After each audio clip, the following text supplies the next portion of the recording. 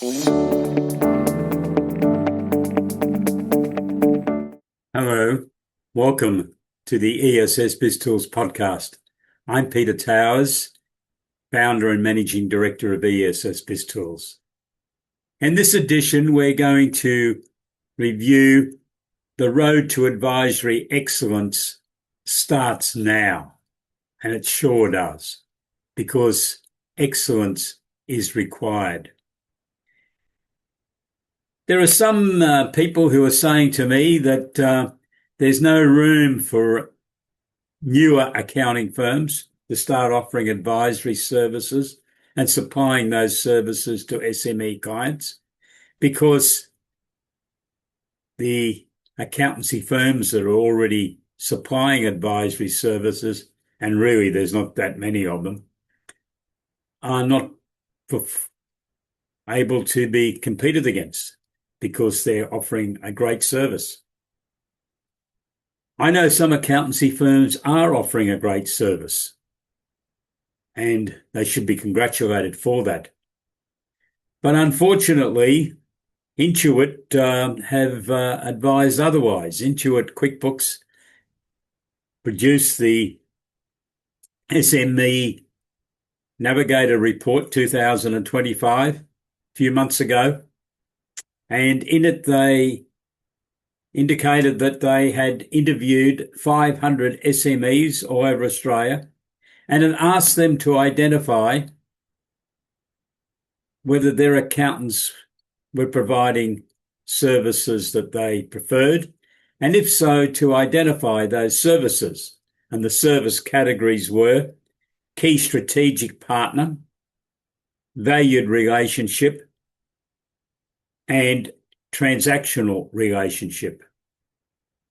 The definition that Intuit gave for the key strategic partner was: the accountants are a key partner in our business and our go-to professional for advice, and they are extremely valuable to our business's growth and success.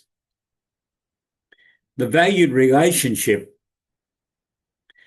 was defined as: we have a good relationship with our accountants and they help achieve our financial or compliance commitments, but they aren't necessarily our go-to advisor. The key words: aren't necessarily our go-to advisor. Transactional relationship was defined: we have a limited relationship with our accountants and they are a service provider who provides a straightforward service and not much further. How would you rate the services that you provide to your clients? I hope that you aspire for the first one, key strategic partner. That's most certainly what I'd aspire to. But the 500 SMEs who were asked to undertake these appraisals only recorded a vote of 15% to the key strategic partner status.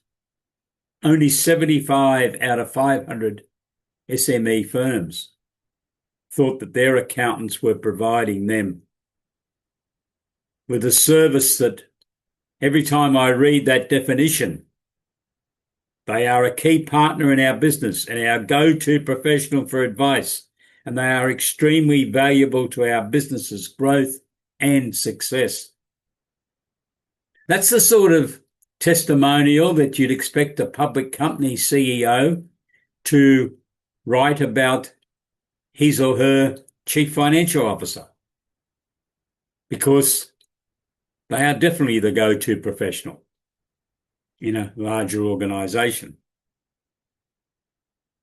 And yet, when a group of SMEs are surveyed, only 15% have indicated that level of support for those accountancy firms that provided those services.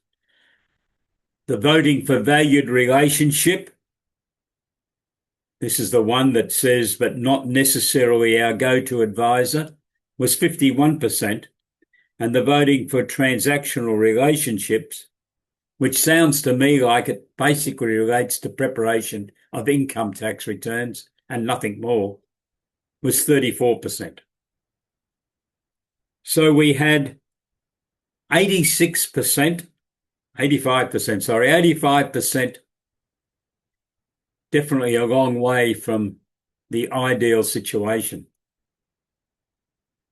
What can you do about that as accountants? What do you think? How do you think your clients would rate you? I think it would be very interesting for you to send this survey around to your clients in the new year and ask them to indicate what they think of the services you're providing. And perhaps repeat that exercise every 12 months to get a better indication of whether you're meeting the requirements of the marketplace.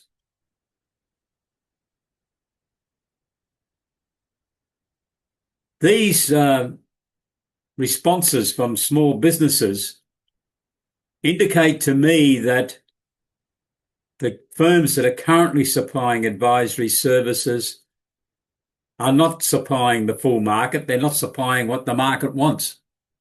And therefore, there is plenty of opportunity for other firms to embrace the concept that you're going to deliver financial, commercial, management accounting, advisory services to assist your SME clients to not only survive, but to thrive. And if they wish, to be able to scale up into a larger corporation. And that your firm will be able to supply the ongoing support services to assist them.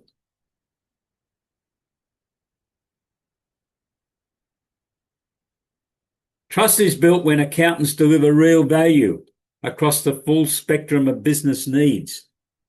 This starts from you talking to your client who's contemplating starting a business or buying a business about what their vision is. And then you can talk to them about creating a dreaming room type approach, which was advocated by Michael Gerber, who wrote the E-Myth series of books. Gerber is a strong advocate for the concept of sitting down and thinking through a business process before starting the business or before buying the business. Now, if you're acting for clients who are already in business, there's nothing to suggest that you couldn't say, well, let's start again. Let's revisit what your vision is for your business. Let's understand what it is. And the dreaming room concept is really saying quality time to sit down and think with no interruptions, no phones, no knocks on door, no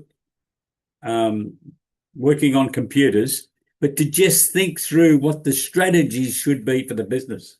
And you can assist your clients in this because within ESS BIZTOOLS, we supply guidance notes for these types of reviews so that you can give your client checklists and actually participate in their meeting at some stage, but leave them alone for quite a time so that they work their way through it. And perhaps you meet with them at a later time if they've done that in their own premises, or perhaps not in their premises, but somewhere else, because they won't have premises if they're just starting off. So these deliberations can then assist in the identification of a business plan, the key objectives of this business. What is their vision? What do they want to achieve? Are they trying to create a family dynasty or to be in the business for 20 years? But they need to bear in mind some comments that Michael Gerber made on a video that I watched only a couple of weeks ago that was produced by David Jenkins of Systemology, where he and Michael Gerber had a discussion about issues. And Gerber indicated that only 2% of businesses that start survive for 10 years. That's a disastrous statistic. And I think it's a poor reflection on our profession. Why on our profession? Because accountants have been quite happy to advise SMEs on issues relating to taxation for a long time, to prepare an annual set of accounts and a tax return. We put it all very nicely and we deliver it to the client. I know because of the GST, there's a bit more interaction during the year to complete a BAS. But if you sat down with your clients and analysed what their business plan strategies were, how they're going achieving them, how their 12 months forward cash flow looks, should they be looking at alternative financing? Should they be considering trying to raise capital? Are they contemplating undertaking research and development activities? Do they know where to start on that? Do they know the process? There's a whole range of issues. I think we need to really reinvent the role, and the role is to act as if you are the employed chief financial officer for your client.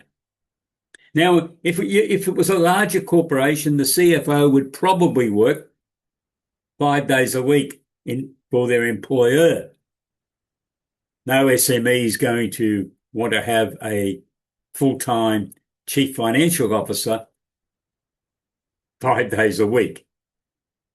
But with today's technology and software and communications, our profession can offer a service that offers, in effect, a CFO service to the equivalent of 8 hours a week, 4 hours a week, maybe only 2 or 1 hour a week, depending on the organisation the client's got and the information to be produced.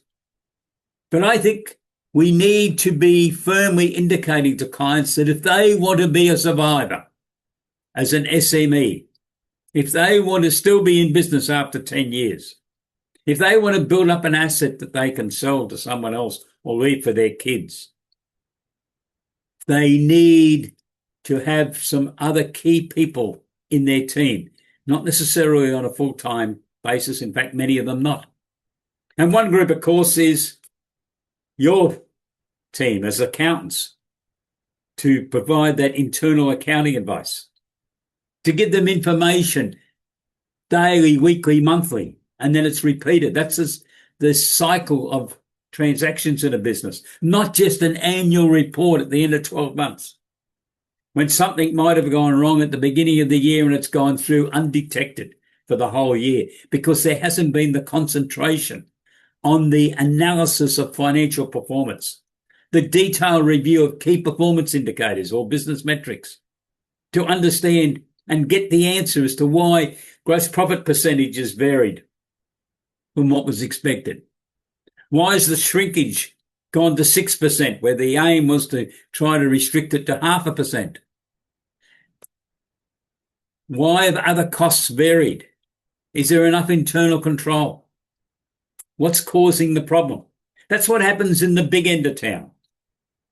This continual analysis that starts on a weekly basis.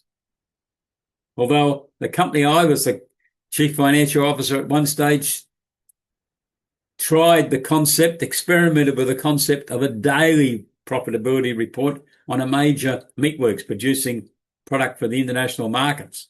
That was primarily because we were doing special orders. And the CEO really wanted to know, were we making a profit out of that product? So we actually prepared on a daily basis for a few weeks. That was a difficult job, but normally our team was geared up to produce everything from a butcher shop, a small goods factory, a delicatessen through to major meatworks on a weekly basis. And the whole meat industry does the same thing. And in fact, a whole range of big businesses do the same thing. Woolworths, Coles, IGA stores. I've done some work for some of the IGA franchisees.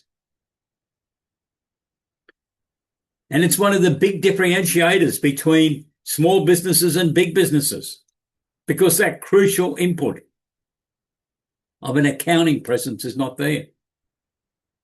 SMEs, as they grow, employ salespeople. They might have a marketing person. They might have an engineer if they're in the engineering manufacturing area. The same thing applies for accountants. I think one of the real things, though, as a profession, what we have to do is to communicate this to our clients. Because a lot of our SME clients believe that all that accountants in public practice do is prepare income tax returns. And they hear about you doing audits from time to time for the local football club or the P&C or something. They don't really appreciate that you are able to offer a wider range of commercial services. What we're saying, financial, commercial, management accounting, advisory services to help clients, to help them achieve their aims. The Small Business Ombudsman has indicated that the failure rate of small business is very high at present. Over half the business operators are not earning the basic wage. There's a lot of problems. And they need assistance. Some of them have got financial difficulties. Depending on what the state of their business is, they possibly could have raised some capital as an early stage innovation company or a crowdsourced funding company. Perhaps if they were encouraged to understand how the research and development system works, they could have embarked on the innovation journey. That is starting an R&D project, working through, testing the product. Gee, it's great, making sure they've got patents, and then looking to get themselves into a situation where they could commercially produce. They may need to raise more money. Do they borrow it? Have they got assets to put up as security? Or do they go to the market and try to raise some capital? 25 years ago, they couldn't do that, but they can now. We've got crowdsourced funding equity raising. We've had that for 8 years. About $400 million has been raised by SMEs. Turnovers have to be under $25 million. And they've used that money to expand their businesses. They all haven't succeeded, unfortunately, but most of them have. They've continued in business. They've had to adapt to understand corporate governance, directors' duties. Some of them have got boards of advice. And the key conduit on all that in making sure those services are provided is a service that you can provide. Because most of those companies, even though they might have gone to the market and raised up to $5 million, are not that keen about employing full-time chief financial officers unless they've really got a lot of work. But you can negotiate a deal with them and supply a virtual CFO service to help them on their way through. Cash flow management strategies are very important. And there's not enough emphasis in small businesses to be looking forward to analysing what might go wrong over the next 12 months. If your clients are importing finished goods or even raw materials into Australia for some manufacturing process, you need to be talking to them about what obstacles are being placed in their way around the world on shipping because of the wars and other conflicts that are taking place, and what the effect of a decision that your client might be making to say, well, we need to stockpile more stock in Australia. Well, that's going to affect the cash flow. What's the cash flow effects going to be? Your clients need, in many cases, tuition on supplying credit to their customers. MYOB conducted a survey about 18 months ago, and they published the results of it. And in it, they indicated that they'd interviewed, I think it was about 1,000 businesses that had started in the previous 12 months. And they found that many of them had made problems for themselves by, I believe, not getting advice. In some respects, I hope they never got advice from accountants because some big mistakes were made. The first thing that MYOB identified was that a significant number of them believed that anyone that asked them for credit, they had to supply goods on a credit basis. That's incorrect, of course. And then when they did offer credit to them, they did not have a debtors management system in place. So they didn't have a credit application form completed. They did no follow-up of referees because they probably weren't told any names of referees because they had no credit application form to complete. They just gave them credit. Big problem. There seemed to be no emphasis on making sure that the customer knew the due date for payment, which I really believe should be based on the tax invoice, not the debtor's statement. The tax invoice should have clearly identified on it the due date for payment.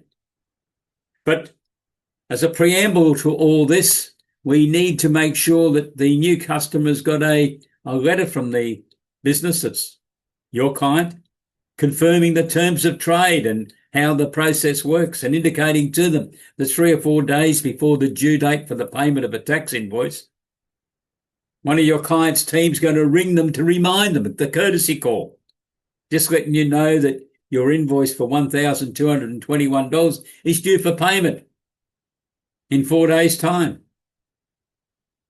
Nice, polite reminder to their customer to pay, to help the cash flow. They weren't doing that, a lot of these new businesses. The other assumption, though, they made, that's probably why they weren't making the phone calls, they thought everyone would pay them on a 30-day basis. Wouldn't that be a lovely world if everyone paid on a 30-day basis? And obviously they didn't get paid in 30 days. So this was one of the problems of not understanding.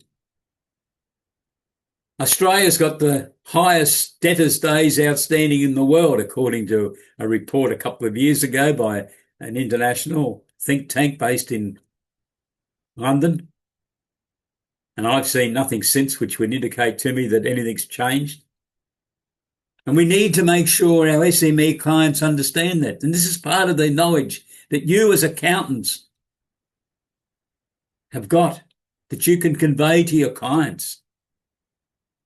So what happened in this situation was there were some problems emerging for these businesses that MYOB surveyed. And then let's look at another problem that they highlighted. Some of these businesses were starting off new, and even the ones that were buying another business assumed that suppliers of whatever products they needed in their business would be very happy to welcome them as new accounts and would automatically give them 30-day terms. So when they went along and tried to get their first order, they were asked for cash, money into the account. And that continued for many months. Why? Because suppliers have been caught. Suppliers know that small businesses are in difficulties generally around Australia. And they don't know these new people. They want them to prove, first of all, that they can pay on time. So it might have been cash with order or cash on delivery or cash 7 days after placing of the order. If you haven't planned for that, it's going to have some effects on your cash flow. And that's what happened, according to the MYOB report. So the culmination of all this, we've got these factors, and there were a few other things, of course, but I won't go through them now, was that they started to experience real cash flow problems after 6 months. And along the way, the organisation they stopped paying was the one that wasn't supplying them with goods or services or labour. It was the tax office. So they didn't pay them. And about 6 months later, the tax office woke up that they hadn't been paid and started to put pressure on them. So all this gives pressure to the people running a business. The other thought that I want to give to you is that in a small business, there's somewhere between 30 to 40 management responsibilities. We've got a chart of them within ESS BIZTOOLS. And most of that responsibility in a small business goes to one or two people, the owners. And some of those responsibilities are financial matters. Most of your clients really do not know what the financial implications are for a small business. Some of you may have heard me talking in an earlier podcast a couple of weeks ago about the experience that I had with a gentleman who'd been a managing director of a public company. And he'd come to me as an accountant. He'd acquired a supermarket type business. And he went through and gave me all the details. And I gave him my pitch that we would give him our full service. So he'd be receiving monthly financial accounts. We'd set up a weekly performance report and profitability report system this is the weekly reporting that's so important, the key performance indicators and the benchmarks. And we'd give him a report. We'd have a business plan, budgets, cash flows, the full package. And he said, oh, no, I don't need all that. I was a managing director of a public company. I know how to run a business. But I'd like the idea of having a discussion with you every couple of months. We have a cup of coffee or a glass of wine, and you can review our figures, and I'll tell you how we're going. And I want you to do the tax return. Now, I debated whether to take him on, but I thought, oh, well, I'll find out a bit more about this gentleman. I didn't know him. And that was it. 2 months later, I got an urgent phone call one morning. I just got into the office. And he said, I think someone's pinching money from me, and I need you to come and have a look straight away.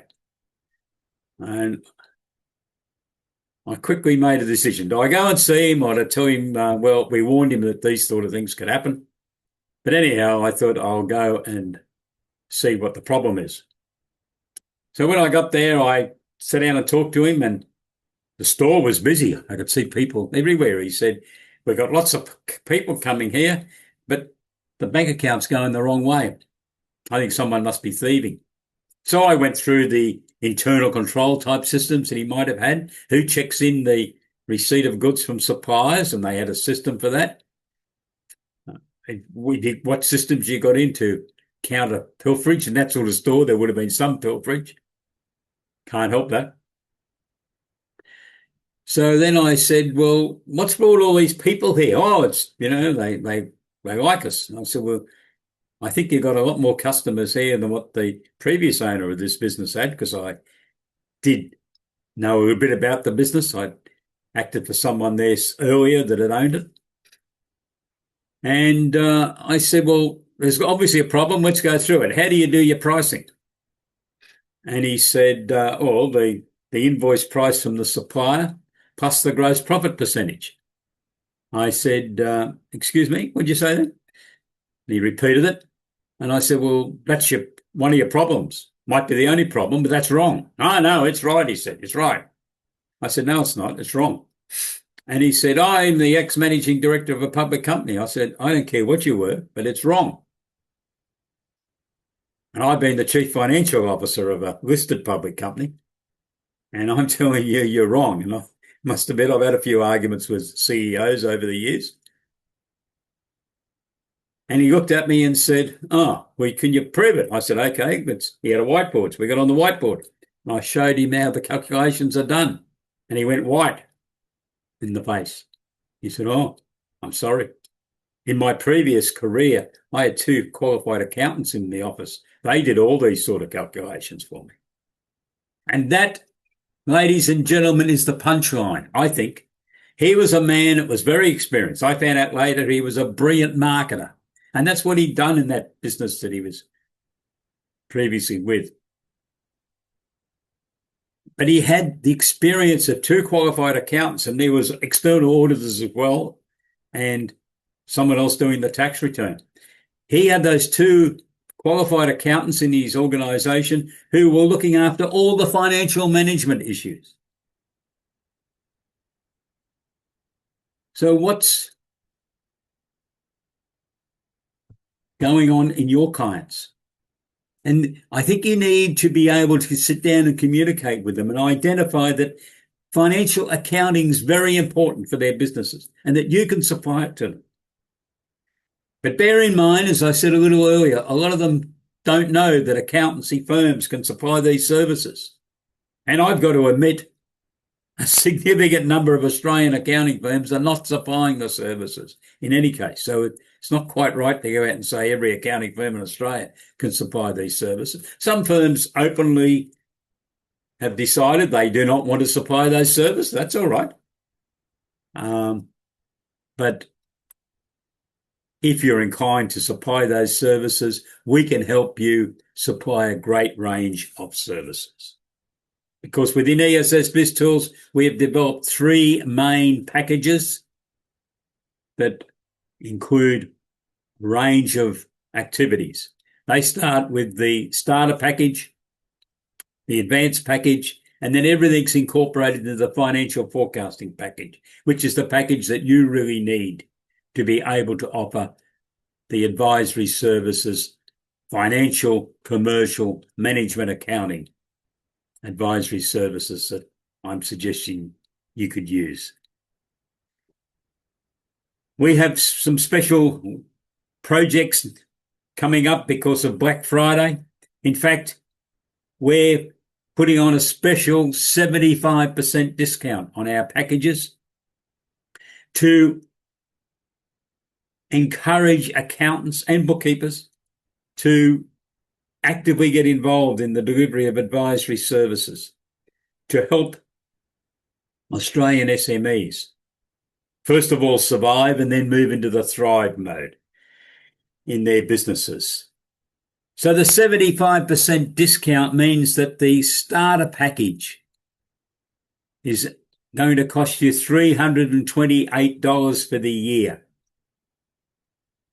That gives you great resources to start with a new client. The advanced package, which includes the starter package and then more material, is $799 for the 12 months after the 75% discount.